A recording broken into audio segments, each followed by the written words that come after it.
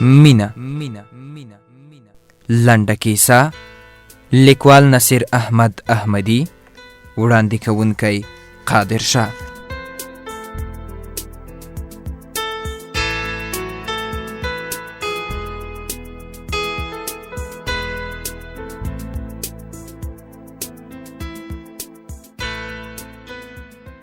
نجلۍ د کړکۍ پرده چوله کړه. د سهارني لمر ژیړې وړانګې پر سپین مخ ولګېدې او له ویښتو یې سره بخونه رڼا پورته شوه. یوه شېبه یې له پورته انګړ ته وکتل، غرې واخیسته او ځان یې پړ مخې په کټ وغورځاوه. یو ورو غږ یې واورېد: ته لیونی یې، لیونی.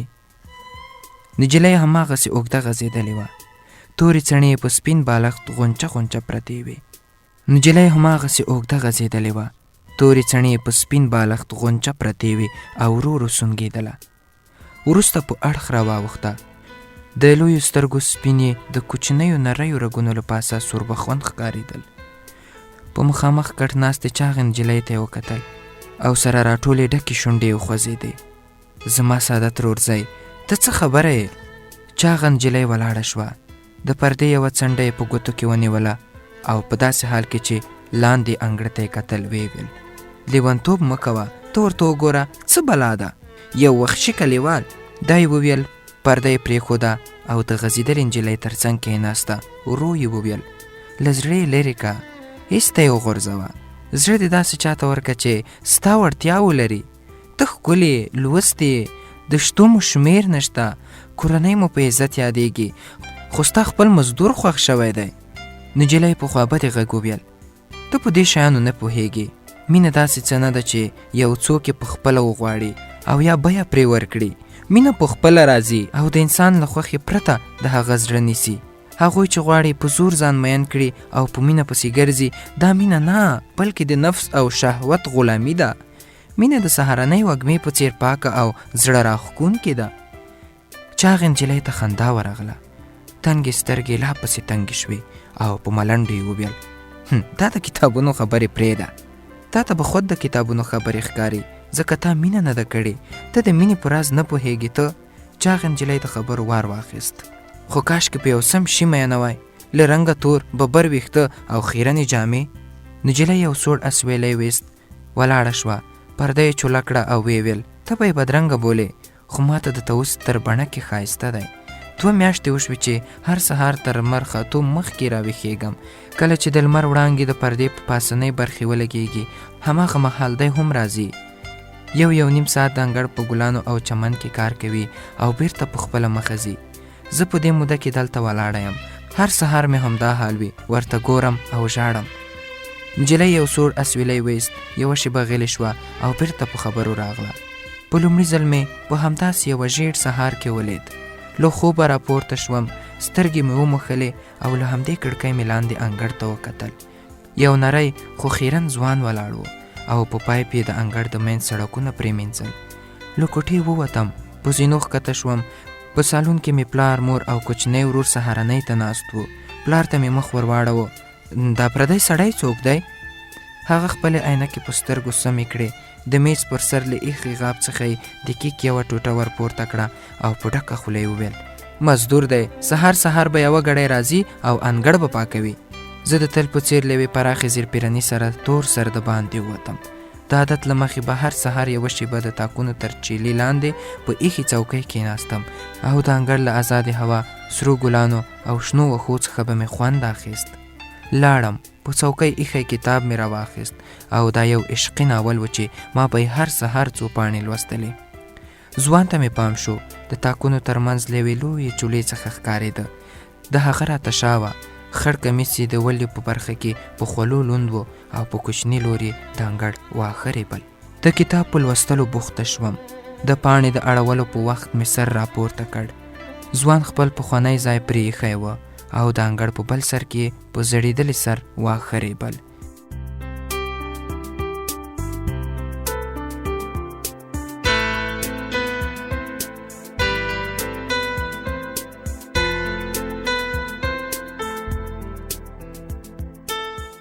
په بل سهار چې کله تر چیلې لاندې کېناستم د دوو ولاړو تاکونو د تنو ترمنځ لویه چوله سرو ګلونو نیولې وه، ځکه 3 لویې ګلدانۍ څنګ په څنګ ایښودل شوې وې. دا یوازې لویه چوله وه چې زما د ناستې له ځایه به د انګړ ډېره برخه ترې ښکارېده، ځکه د تاکونو له تنو سره د مرسل د ګلانو بوټي ولاړ وو او د ګلانو او پاڼو ترمنځ له کوچنیو سوړو پرته بل څه نه ښکارېدل. خدای شته چې یو څه خوشکه راغله، له خولې مې چغې ته ورته ناره ووته: ای تا ته وایم دلته راشه. ځوان خپل لور په چمن پرېښود، راغی او په زړېدلي سر 2-3 ګامه لرې رانه ودرېد. د هغه په غنم رنګ تندي ډومبک ډومبک خولې پرتې وې. هڅه مې کوله چې خپل ځان آرام وښیم، خو لاسونه مې له خشکۍ لړزېدل. ورو مې وویل: دا ګلدانۍ د دې څه لپاره دلته ایښي دي؟ بې له دې چې سر پورته کړي خړې شونډې وخوځېدې. ښه ښکاري. د هغه په دې خبره کې یو رنګه ویره راته ښکاره شوه. ما ځان آرام کړ. نه، په خپل پخواني ځای ښه ښکارېدې، بېرته یې یوسه. هغه تر یوې ګلدانۍ لاندې ووت، خو بېرته یې په خپل ځای کېښوده. ورو یې وویل: که یې سبا ته یوسم پروا خو به نه کوي؟ بې له دې چې له کتاب څخه سترګې واړوم ومې ویل: ولې درنې دي؟ نه، خو ما ویل چې دا نږدې چمن به راورېبم. په حیرتیا مې وپوښتل: ولې د ګلدانیو د چمن له ریبلو سره څه؟ هغه یوه شېبه غلی و، وروسته یې لنډ ځواب راکړ: هېڅ. شېبه وروسته چې مې سر پورته کړ، د پخوا په څېر مې د انګړ ډېره برخه لیدای شوه. ځوان په پخواني ځای کې واښه ریبل. په 3م سهار د حویلي ټول چمن د غالۍ غوندې یو لاس او ښکلی ښکارېده، خو چولې ته نږدې واښه لا د پخوا غوندې رسېدلي او څڼیور وو.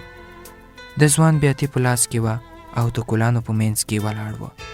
هغه ته مې ورو ورغږ کړ. راغی او په زړېدلي سر زما مخې ته ودرېد. ما وویل: د چمن دا ځای هم ورېبه، وروسته بیا کولی شي ګلان جوړ کړې. ښه، نن به یې ورېبم. ما ورته وویل: همدا اوس لور راواخله. د هغه تندی تریو شو. بې له دې چې څه ووایي چټک ګامونه یې واخیستل. د چمن په سر ایښی خیرن څادر یې ور پورته کړ او له انګړ نه ووت. په زړه کې راتېره شوه لکه چې کار یې پرېښود. له ځان سره مې وویل: بلا مې ورپسې.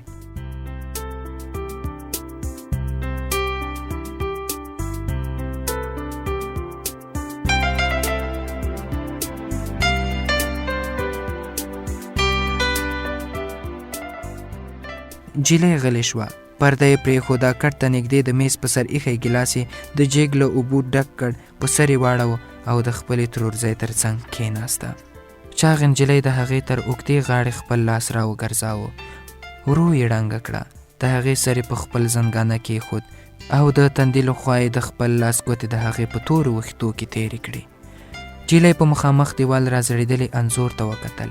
په انځور کې 2 د غاټولو سره ګلان ښکارېدل. بې له دې چې بلې خواته وګوري، په مړاوې غږ یې خپلو خبرو ته دوام ورکړ. د مور له خولې خبره شوم چې هغه ټکنده غرمه راغلی او چمن یې ریبلی و. ذهن مې له پوښتنو ډک شو. په سبا چې د باندې ووتم، دی د سړک په جارو کولو بوخت و. یوه شېبه مې کتاب وکوت، بیا ولاړه شوم. 2 ګامه مې واخیستل، د هغه تر څنګ ودرېدم. ورو مې وویل: ولې د سهار لخوا چمن نه ریبې؟ هغه په جارو راټول شوي پاڼې او خځلې په پلاستیکي سطل کې اچولې. ویې ویل: څه فرق وي؟ خو تا نن سهار هم چمن ریبلی شو، د څه لپاره ټکنده غرمه راغلی وې؟ هغه ځواب را نه کړ. لاړ او 2-3 ګامه لرې د نل خولې ته پلاستیکي پایپ ور واغوست. زه هم زیل واخیستم چې دا خبره به هرومرو معلومومه. په خوشکه مې ورته وویل: تا ته وایم کوڼي که څنګه؟ د لومړي ځل لپاره یې نیغ راته وکتل. په سترګو کې شرم، معصومیت او قهر سره ګډ شوي و، خو غږ یې پوست و. ولې مې ځوروې؟ چمن و ورېبل شو، څه سهار څه غرمه، اوس مې پرېږده چې دا سړکونه پرې مینځم. دا یې وویل او د غځېدلې اوږده پایپ په څوکه پسې لاړ. آخ، ما په لومړي ځل ماته وخوړه. خپل ښایست او غرور مې تر خپو لاندې لید. خپل ټولګیوال مې سترګو ته ودرېدل. هغوی چې له ما سره د خبرو لپاره به یې زده پوښتنې راڅخه پوښتلې او یا به یې زما د نوټ د کتابچو وړلو ته پلمې پیدا کولې. خو اوس د لومړي ځل لپاره یو نالوستی او خیرن کلیوال زما له خبرو ستړی شوی و. دا نو ماته د زغملو وړ نه وه. ګړندي ګامونه مې واخیستل، ورغلم او په خشکه لهجه مې ورته وویل: ته باید د خبرو ادب زده کړې. هغه وخندل، خو ما هېڅ کله په تورو شونډو کې دا ډول خوږه خندا نه ولیدلې. هغه یوازې د پایپ اوبو ته کتل چې په رغړېدو یې د سړک خړه ورسره ټولوله. نور نو موږ تا ته هېڅ ضرورت نه لرو. ده راته وویل ډېره ښه ده، خو دا خبره دې باید د پلار له خولې راته راوځي نه ستا، ځکه زه هغې راوستی یم، د هغه په خوله به له دې ځایه ځم. لړمون مې ور واخیسته، ورته ومې ویل ته یو احمق او بې سواده کلیوالي. ده په نرمه لهجه وویل او ته یې ولوستې خو کمکله نجلۍ یې. ما ته یوازې ژړا را پاتې وه. بې اختیاره مې له خولې یوه چیغه ووته.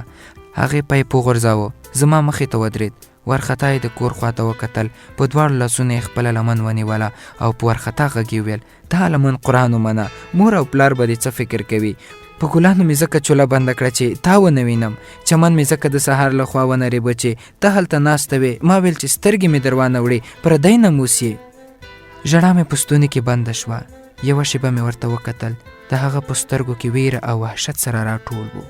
په خواره خوله یې وویل ځم چې دا سړک پرې مینځم. نجلۍ غلې شوه، وښورېده او ستونی ستغ پرېوته. چاغې نجلۍ خپل زنګون ته وکتل، په زنګانه باندې د کمیس پرته لمن په اوښکو لنده وه.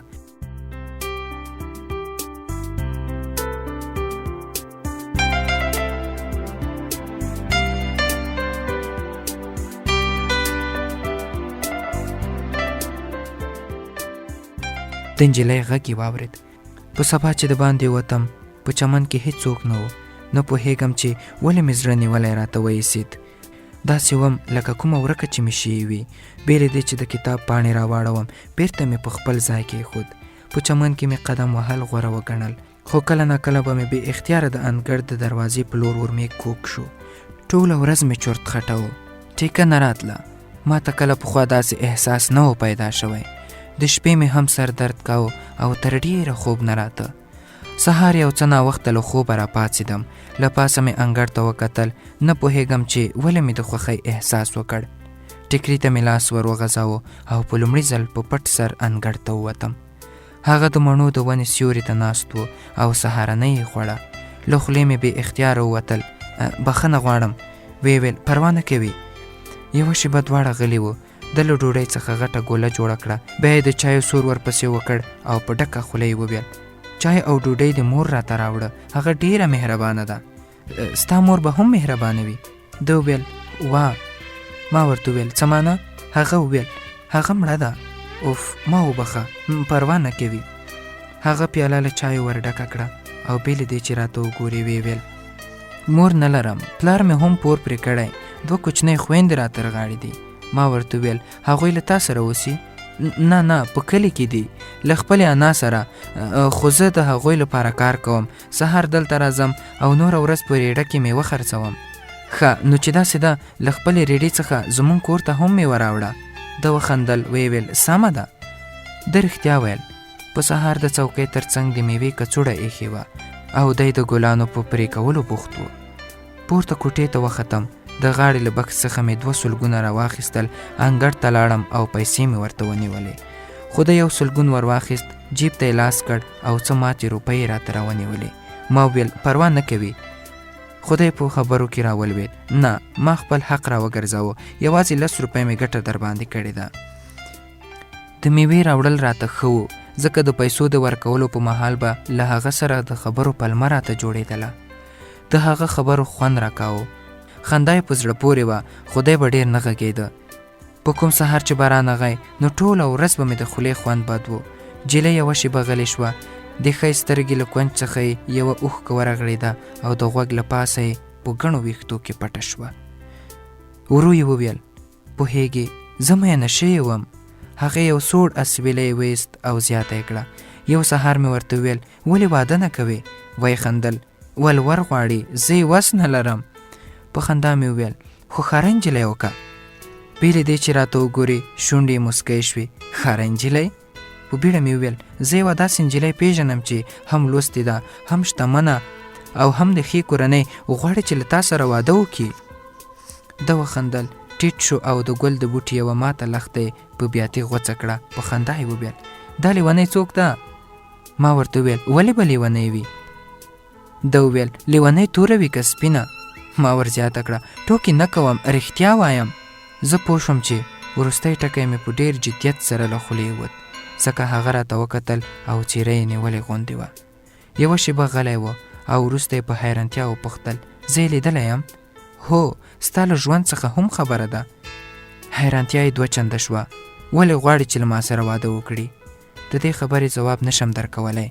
یو دلیل خو به لري. بې اختیاره مې وویل شاید در باندې مینه وي. خندا ورغله. ښه شېبه یې وخندل او په خندا کې یې وویل په لیونۍ مې اړوې که څنګه؟ تا وویل چې هغه زما له ژوند څخه خبره ده. په دې به هم خبره وي چې زه له نستۍ سره غرمه راجګېږم. یو بېسواده او کلیوال سړی یم. په خبرو کې ور ولوېدم. خو ته یې خوښېږې؟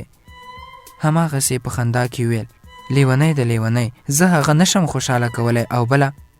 ناڅاپه غلی شو. په بیړه مې وپوښتل او بل څه؟ هغه یو سوړ اسویلی ویست. یو داسې اسویلی چې ما ویل چې د ونې له رازړېدلو پاڼو څخه به لوګي پورته کړي. یوه خبره یې له خولې راووته. د هغه دې خبرې زما په زړه کې نری څړیکه تېره کړه. شونډې یې خوځېدلې خو ما څه نه اورېدل. نه پوهېږم چې څه به مې ویلي وي که نه. څنګه به له هغه ځایه راولاړه شوې یم. خو چې یو وخت مې ځان ته پام شو په همدې کټ پړ مخې پرته وم او په اوښکو مې د بالښت پوښ لوند و.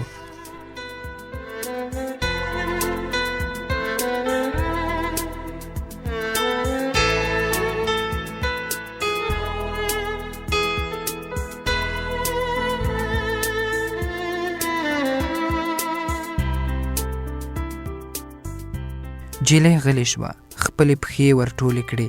کېناسته. د هغې د سترګو اوږده باڼه د ډېرو اوښکو له لاسه سره سرېښ و. یو ځل بیا د پردې تر څنګ ودرېده او په داسې حال کې چې د باندې یې کتل شونډې یې ورپېدې. له هغې ورځې راهیسې بیا نه یم ورښکته شوي. یوازې ورته ګورم او د غم پیټی درانوم. اخ مینه څومره ظالم نوم دی. جیلۍ غلې شوه. خپلو لاسونو ته یې وکتل. د ښي لاس طلۍ بنګړی یې پورته کش کړ. بنګړی یې څنګلې ته نږدې ونښت. ورو یې وویل مینې داسې خواره کړم. خندا یې راڅخه واخیسته. ملګري راڅخه خوابدي شول. درسونه مې هیر کړل. خوب او خوراک یې راباندې حرام کړ. مور او پلار مې خوابدي کړل. ان خپل کوچنی ورور مې چې تر ځان راباندې ډېر ګران و په څپېړه وواهه. جیلۍ یو ځل بیا غلې شوه. شونډې یې سره سرېښ وې خو په اننګو یې یوې اوښکې په بلې پسې منډې وهلې. د پخوا په څېر یې انګړ ته کتل. ورو یې وویل څه وکم؟ په زیارتونو وګرځېدم. تعویذونه مې په غاړه کړل. خدای ته مې وژړل خو هېڅ ګټه یې ونه کړه. هغه زما له زړه څخه ونه وت. اخ زه حاضر یم چې په خپله هستۍ نستۍ خپل پخوانی ژوند واخلم خو نه یې شم ترلاسه کولی. ته پوهېږې د هغه وروستی خبره څه وه؟ دی مین دی. په خپل یوې کلیوالې یې زړه بایللی. چاغې جیلۍ واسه خوله نیولې وه. په سترګو یې اوښکې رغړېدلې خو څه یې ونه ویل. د نجلۍ شونډې وخوځېدې. منی را روان دی. دی به لاړ شي. چمن به ژیړ شي. پاڼې به توی شي. خو زه نه پوهېږم چې زما د ژوند پاڼه به په خپل ځای پاتې شي که نه. د لنډې کیسې پای.